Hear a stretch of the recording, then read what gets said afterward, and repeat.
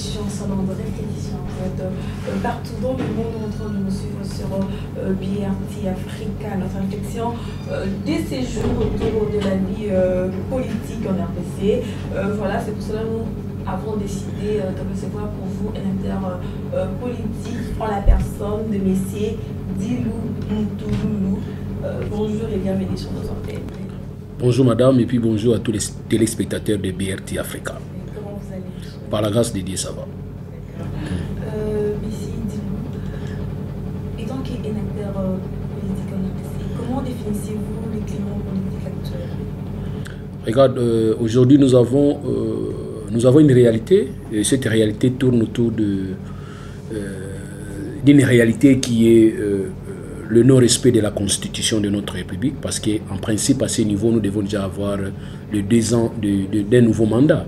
Mais vous allez remarquer avec nous que nous avons dépassé largement le délai constitutionnel et nous sommes allés, n'est-ce pas, trouver un compromis, lequel compromis, je vous assure, qu'il n'a jamais été respecté au fond. Et bien voilà, donc nous tournons autour d'une réalité d'illégitimité, malheureusement. Voilà. Le compromis n'a jamais été respecté, c'est la raison.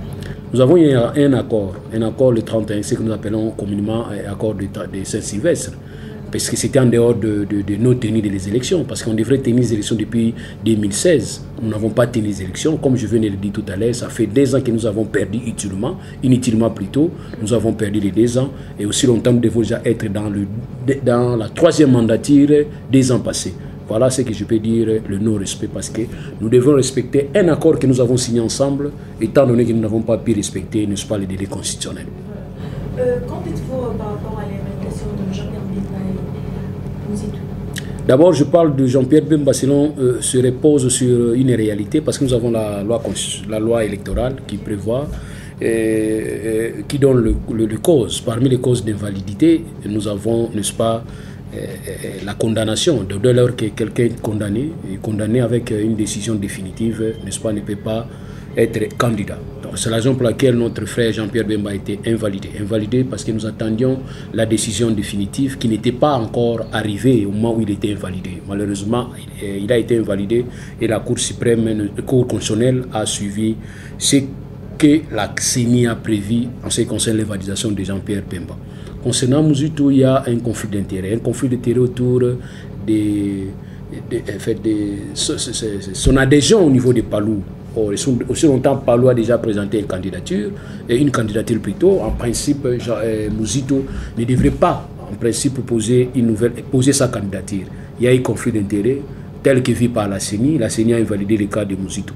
Mouzitou a été invalidé pour conflit d'intérêts avec les Palou. Mais nous avons estimé que la CENI est allée un peu plus loin, en se substituant, n'est-ce pas, au juge naturel. Or, la CENI devrait seulement se reposer sur tout ce qui était lié à l'électorat, c'est-à-dire tout ce qui était lié à l'élection, c'est-à-dire toute la matière électorale.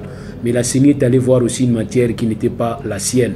Elle a invalidé Mouzitou. Mouzitou a essayé de faire recours au niveau de la Cour constitutionnelle. Malheureusement, la Cour constitutionnelle a confirmé la décision de la CENI.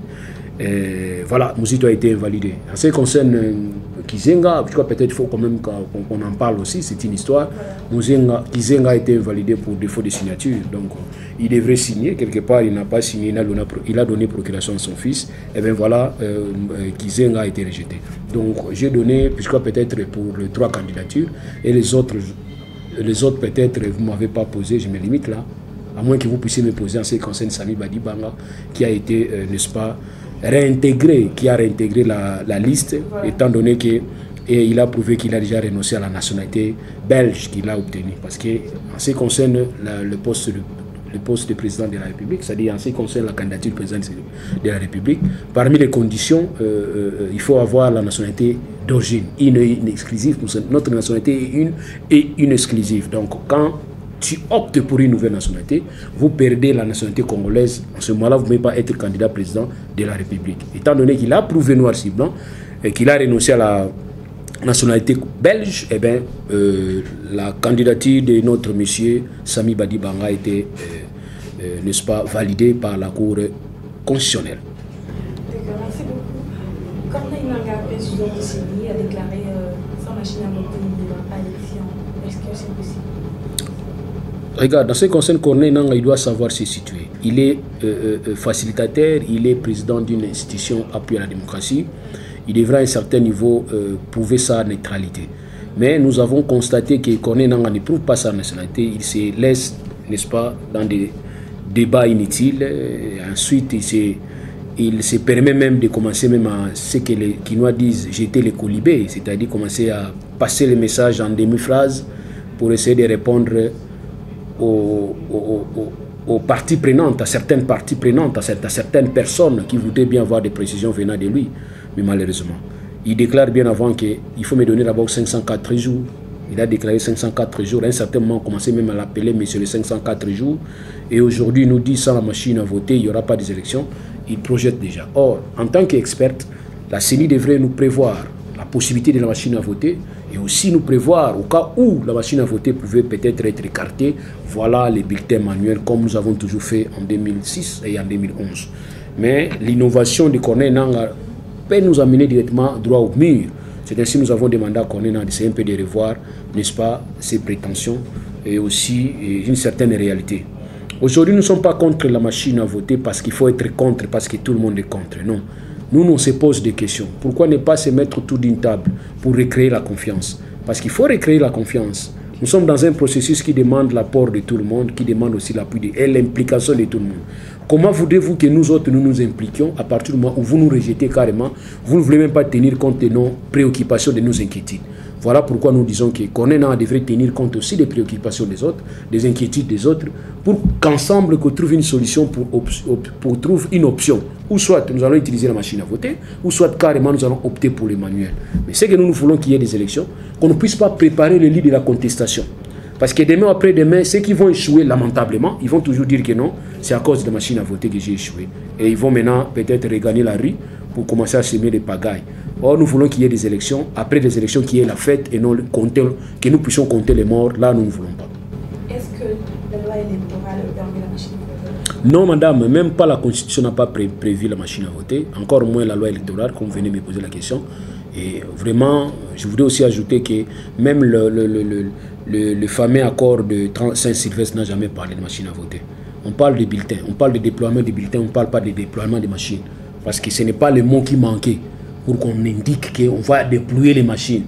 Et la machine à voter, ce n'est que les imprimantes. Vous nous dites que la machine à voter, c'est des imprimantes et tout ça. Ok, nous sommes contents. Et nous sommes d'ailleurs nous sommes réconfortés. Quand on nous a même dit que c'est même une fourniture de bureau. Oui, nous disons, vous avez raison. Vous voyez ces stylos. Ces stylos viennent de l'extérieur. Parce que la RDC ne fabrique pas les stylos. Ces stylos viennent de l'extérieur. Mais ces stylos, pour que ces stylos entrent en République démocratique du Congo, il y a eu des contrôles.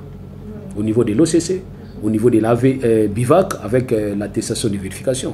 Mais pourquoi vous ne voulez pas faire passer la machine à voter au contrôle? C'est ça notre inquiétude. Donc la machine à voter devrait venir comme toute marchandise. Que cette machine passe par l'OCC, passe par le BIVAC, passe par toutes les institutions qui contrôlent, qui font les vérifications des normes. Moi, je crois que des enquêtes et recherches de certaines défaillances en ce qui concerne certaines marchandises. Nous voyons l'OCC, nous voyons les services de quarantaine, nous voyons tous ces services-là doivent s'intéresser. Mais quand la machine doit venir comme des bilocos, des marchandises pêle-mêle, des groupages, là on commence à se poser des questions, qu'est-ce qu'il y a derrière cette machine à voter? Alors, moi je crois peut-être ce qui était important, qu'on puisse recréer la confiance, que nous puissions nous tous nous savoir qu'est-ce que la machine à voter cache. Heureusement, les experts britanniques viennent de nous dire qu'il y a des points, qu'ils ont cité 15 points. 15 points qu'on devrait d'abord régler avant que nous puissions utiliser la machine à voter. Mais c'est comme si les gens ne tiennent pas compte de ça. Quand on vous dit qu'il y a 15 points à régler avant que vous puissiez utiliser la machine à voter, nous voudrions voir le lendemain que les gens se mettent autour de cette machine pour voir comment est-ce que nous allons résoudre les 15 points. Mais si on ne parle plus de ça, on commence à dire merci, nous avons été devant les experts britanniques, ils ont constaté qu'il n'y a rien à craindre. Mais non, ils ont dit qu'il faudrait qu'au préalable, qu'on puisse résoudre les 15 points. Il y a un problème de SIM, il y a un problème de Wi-Fi. Ils ont parlé de beaucoup de points que nous devons régler ensemble. Ça nous demande de se mettre autour du table. Non pour parler un nouveau dialogue, non. Nous devons nous mettre autour du table pour parler de la machine à voter, voir l'opportunité. Ou bien nous allons opter pour la machine à voter, ou carrément nous déclarons inopportune l'utilisation de la machine à voter.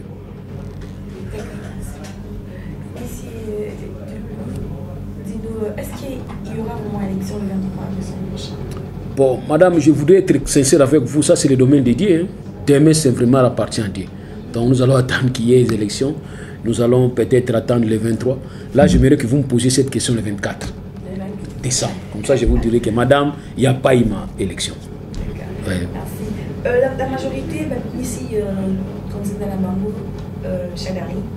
Maintenant, l'opposition, jusqu'à présent, parce que ça suscite. Ouais.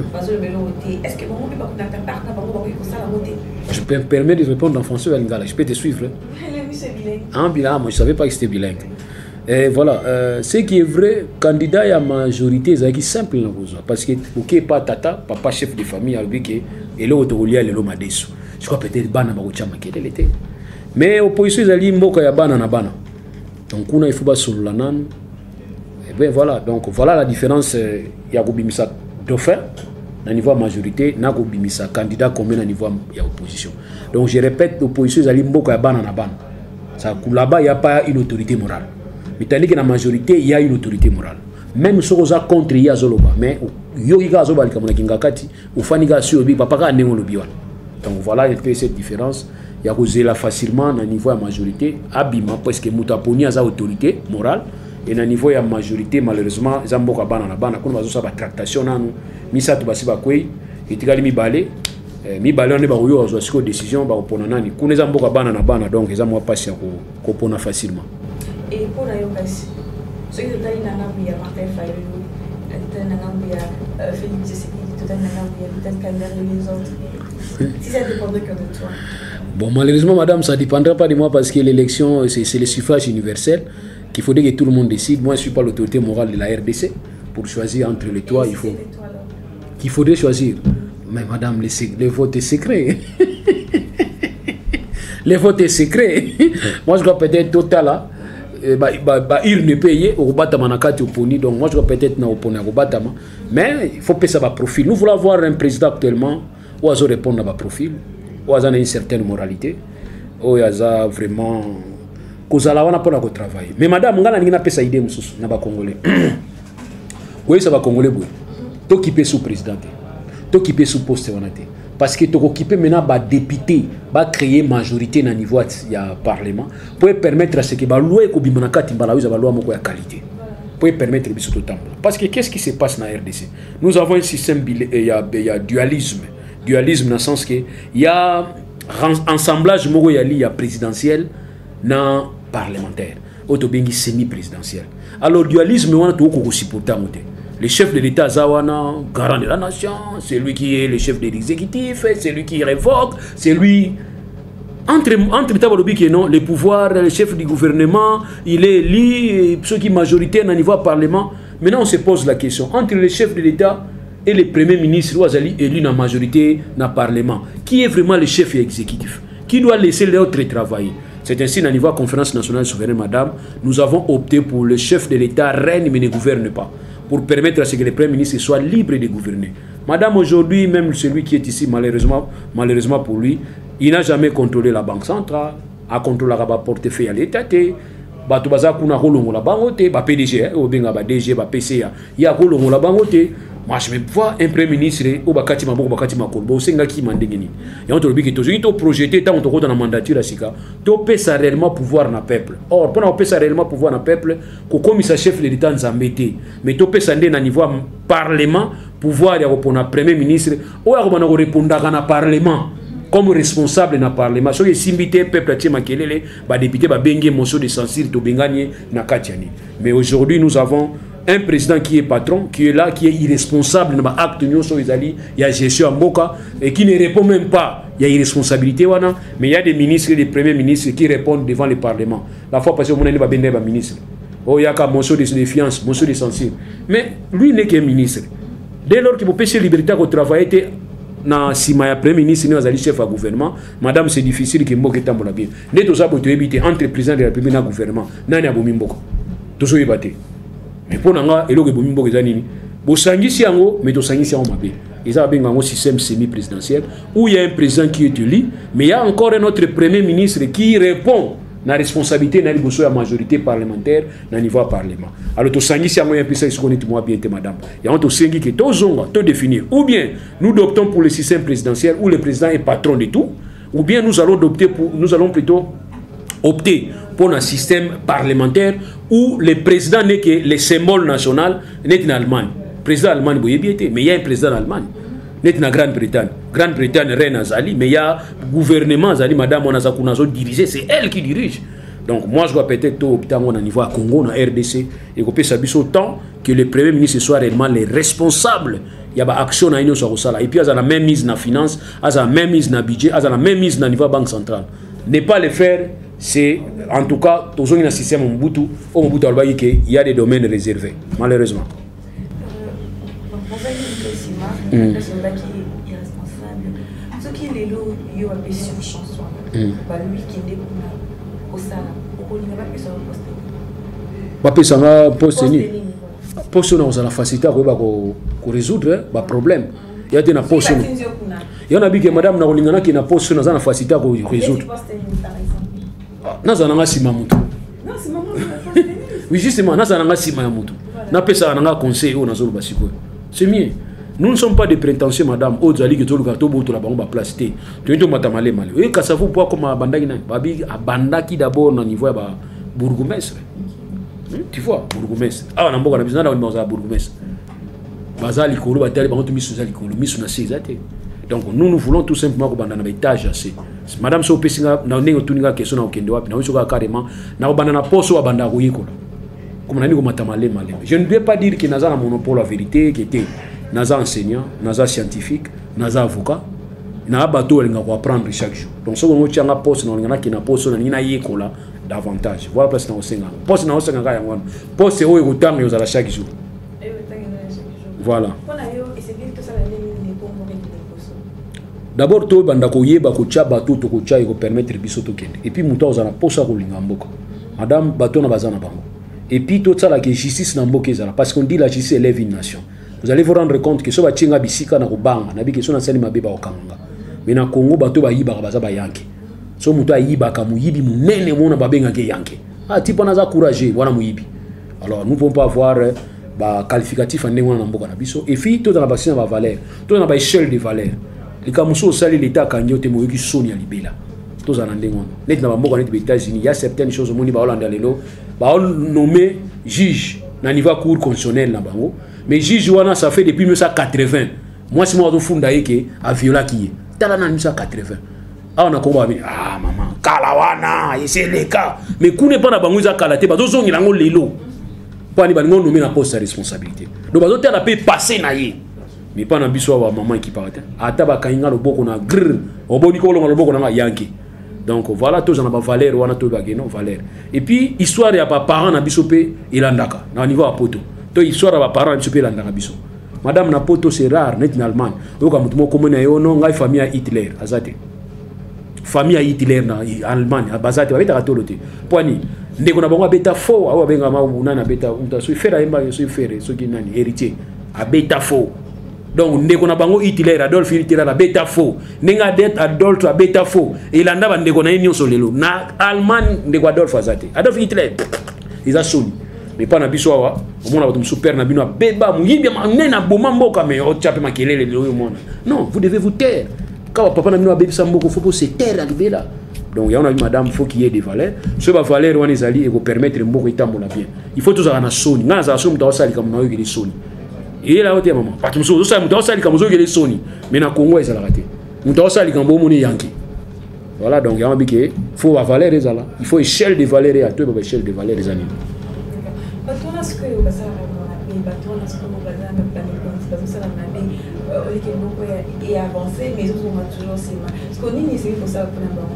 Dès on dit tout à l'heure justice, si on a ma loi et prévoyait que Moutasali Boufaza la nambano nae. Aza nambano nae.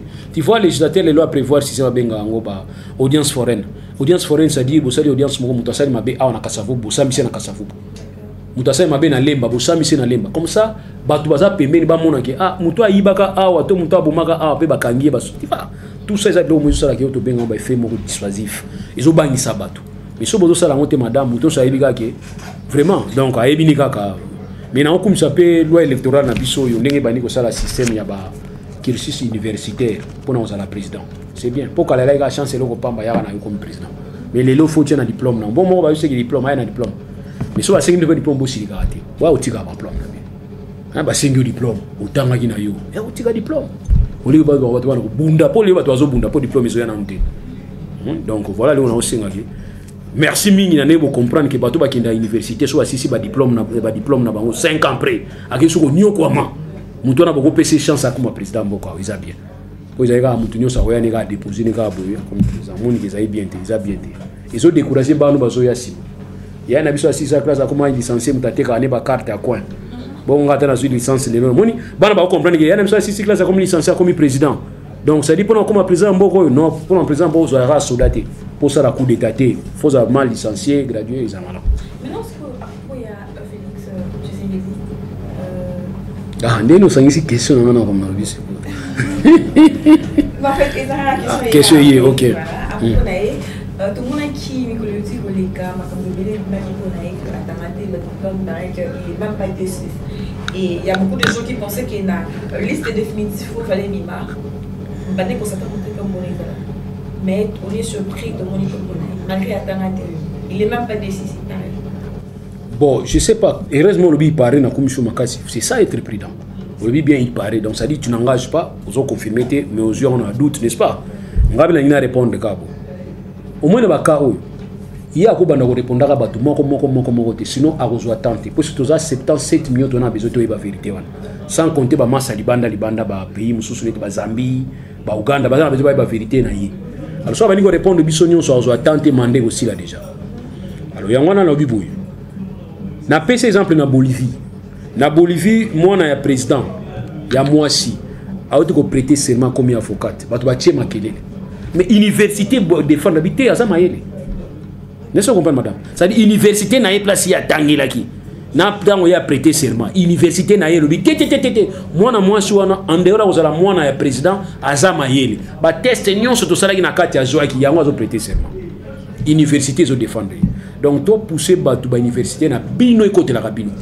Netinga université na ekote la nga. Université na boya ki na kindi akaninga bino comment assistant. Na ça assistant na université na nga. So otuni question type on atanga to atanga te. Boko mona communiquer officiel à université na nga.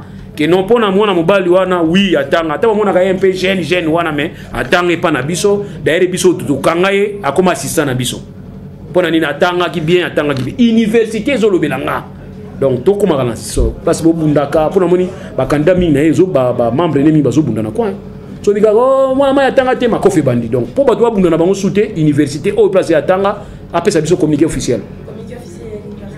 Oui, abaki mwana na tanga ipa na biso azwaki d'ailleurs voilà donc bona mona makelele si na pese exemple à Bolivie université mutelo bazela ki nde président Morales aloba ya boyine ko loba abi même jour ngo kutula kenda kité mais université lobi ke tété mwana mwasi o atanga ki azama yele atanga ki donc université côté la kabana na yi so moni université moni mwana na yo moko bazo douter yi yo moko université côté la mwana na yo comme ça mwana na yo wana moya tinda batu ba ko bunda be batu ba bunda pona ye e ko zalate. Merci beaucoup. Bientôt arrivé ma machine à laver et non le problème est que l'intérieur n'a pas beaucoup à faire. Il y a d'autres gens qui ont dans une machine non comment utiliser ma machine. Maintenant pour eux élection ils comment pour voter. Voilà ma question bien de retour nanga. Mais je suis sûr que nanga yo qui a répondre et pas à Jean-Pierre Kalamba pas répondre à la question boy. Il pas répondre biso. To mega ko lobango ba ici qui va utinda bato ino former bato. Ti le lobiso mo na niveau organisation na biso to senga ki to zo même formation to ba ni to sala pour te expliquer bato parce que la question to zo ko mingi. Nous aurions peut-être été réconfortés sur le monde qui est baillé sur la formation, les aussi mais la tactile parce que le niveau tactile on a fait à la public, hein madame. Ton limité que machine a voté par on a isoloir pour muto abatam et vous allez peut-être télémi au final longia muto au final. Dans au final longia muto au final. Muto aza na pembeni. Adota nani? Adota le longia au final wana non. Vous savez en quoi est-ce que vote comme secret? Vote ça sous secret. Ça, c'est le vrai problème. Si on a koko wana, on a batsumba tutikuna, on a baluozi, on a bikoro kuna, on a koko ane wana kote na isoloir, ko kote ena machine. Yaba mwana on télévision. Abia na hôtel ngabi télévision ngaba du télévision. Na to baike, tozonga na ndenga kala nanga. Nanga tozonga na ndenga kala, izaka nini nanga. Tozonga na ndenga kala. Na ndenga kala batu bakufa na bango te, na ndenga kala mutu akopola. Poli. Mais oyo ndenge zabo, so mutu poli na ndenga sika. Abaga ke ndenga sika police nga. Na pesa toujours exemple ndeni. Moi en classe étudiante, professeur alingi, étudiante ngani mutu aboyi na ye. Mais so moi na zuite. Moi na kolbani. Professeur alingi nga na boyaki, ya na zuite ata zakazoba. Ndenge tozoki ne ko commander dona ba le 23 wana ta ba opesa ba candidature na soki ba élection ke o kingandi ya zuite, kingandi ya kotomboka fort abike machine a voter ni mutu société. Ba rumeur ni tozo kwate mama. Musutu ba rumeur musuna bitu biso ta mayele muketo mwiko ndimango. Oh non, machine a voté, basi ba programme ki elongi ya Kabila na kati, bango ba yeba kiteke Kabila kopesa candidature te, ya momoni nani azongi sukuna po akino changer elongi azongi se elongi ya Chadari. Ah, Kabila bana za na raison. Ngamu to mayele na komi komani na doute. Moni, isa ndenge mo za kile ba stylo. Boke bana stylo wana so komi kombo ya Tshisekedi, to komi kombo ya Bemba e ko changer komi kombo ya Kabila. Mama ngana kina ko voter na 2011 na stylo nanga. Na kina na stylo nanga moko no voter bato ya sini ba pesa kabite wana iso changer ba kombo na komi na kwa stylo nanga moko mais ngamu to mayele na so ami ndenge nini. Donc pour dire que ba rumeur wana yango ne ko kola le 23 décembre e koli lisusu taba ko pesa candidature ke kingandi ya poli to yesu na bibembe kasi na ba rumeur wana izo kola male mizo zo biso même nga izo kinga na 2011 na beto ni izo la 2011 na kendaki na 10 na biso ko raté na o so yo raté mutaseni abi papa zo abi ngabi longwa o stilo na bino changer ba combo donc yabi ke ba rumeur wana il faut to éviter yango to kata yango pona ko kata yango nanga to zonga makambo kala donc to senga nanga tika machine et puis machine a voté un peu cher 1500 na moko nanga lobi ke o machine a voté za bien pour l'économie mais so ils a pour l'économie faut to zo yango gratuitement mais 1500 o zo po bombe économie ya nini donc il faudrait maintenant ceux qui 150 machines ah nanga nous voici peli pour na kati on a nanga ba part na sûr ah wana est sûr to ba congolais to ibani donc on a 1500 pièces moko fait ça 50 000 nanga zonga moko pam bino bo sana ba bim do sara hôtel à hôtel. Est-ce que ce permis pour n'a pas candidat pour passer la pré-campagne les deux monde na ba réseaux sociaux madame na on a neti nanga fa longa ba tebeli. Donc ba onu ba osa ba campagne wana ba pré-campagne nanga kanga bilamba bilongi na bango kanga ba compte na bango bolongo la bango nyonso parce que ça sera respecté là mboko na biso to ningo respecter mibeko ba biso bino bozala calme jour la campagne ezali mais au mona ka oh non voter kingani ngana mwamba ngamna bungisa mwamba qui vous dit que yo bungisa mwamba nam da biso bungisa mwamba on a kotonga pont député atonga ka pont tu sera bino chaque jour député atonga ka ponte député asala ne ba mibeko oyo po gouvernement tonga ba pont a bien député asala ke mibeko po gouvernement bimisa mbongo etonga po a bien so le gouvernement bimisi mbongo etongi po a bien te député gagne le gouvernement tela rôle député mais comme on a otonga moko na olonga matiti na nani biso pa na biso na niveau nga za mutamwanda na déjà que bazolonga ba poubelle oh kala bozo yaki wapi donc to ozela mbalo to olia bino mbongo to esa bino déjà to olia bino mbongo donc on a 5 na population ndenge vieti sekela ba bizu mususu bolia mbongo za ba avance donc olia bino mbongo na ndenge mo mkete yango to bisa nanga longo makambo ba télévision ko voter na télévision tika biso to voter ne to bata mal biso na ba papier na ko voter na kati na gumbi na bwaki na kati ya ir nakenanga tango tuninga voter na voter ki yo beaucoup de gens nzela voter na voter ki yo donc ça dit na voter bino nyonso na nzela nezo comprendre na moni na nzela tuninga papa voter na voter ki yo lekin muso aye papa na voter na voter ki yo ti botinga tranquille so ozite wana italinga ite donc même bolo ndo to ba ko surveiller donc la poste to surveiller ba électeur to encadrer ba on va ça ba vrai élection ba ça ba vrai choix comme ça tous asona ko lela té parce que député tonga kate député tonga ba école té député tonga ba ponte député et loko mokoté so lingo ka bambongo bozo avance au pesa bana na sens que bikolo ba compte ya ba frère et tinga ba frère scolaire na futa indamu ndambu député lingina voter a ko futa nga ba solde bosenga bango ba solde da minerval wani za po salisi bana na biso na place to zo masanga na ba chapeau bosa na binote ba imprimer bosa la bango bon pam pam. D'accord, merci beaucoup. Voilà, on est arrivé à la fin de notre émission salon réflexion aujourd'hui. Aujourd'hui on a réfléchi avec le monsieur. Voilà, on est arrivé à la fin de la fin. Merci beaucoup na ba manager ya BRTV Africa Merci Mingina Bino, ba cameraman Bino Nyonso. Merci en tout cas na sepeli makasi. Ezala sukate, bon ezala liboso mais ezala sukate. Ngana za nga dispo. Ata 2-0 benga interview na oya na sa interview na nga. Ata 3-0 benga interview na oya, ils ont un problème. Surtout que poto de Congo. Je suis là, je ne voulais pas en parler plus makambo. Cristiano na Messi na liki na mbongo biloko wala ba débat na sala ngote. Jibe na wera na yemba ka bien ga biloko en tout cas madame Congo et aux alandais ni parce que nous sommes tous à relève. Lumumba Zaki très jeune tant comme premier ministre. Nazara très jaloux naï. Comment muto boye na ba 35 ans, ba 30 ans, ba comment ba responsable déjà mboka. Ngana leki on na ko masuki ya pembe na raté ko za responsable mboka na biso pour na distraction na bino. To aussi ça va distraction na mbaloyo. Toni tous à la vraie relève, tous à précédé mais tous à prêt. D'accord.